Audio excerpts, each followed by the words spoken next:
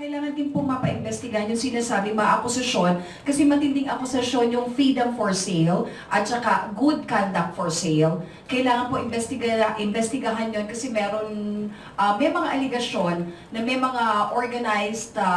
groups, syndicates sa loob po ng Bucor or ng National Philippine Prisons na bakit po may mga milyong piso na ipinamumudbod or na-involve po dito para nga po sa bentahan, para makalaya yung sangkot nga po sa mga karumalduman na krimen.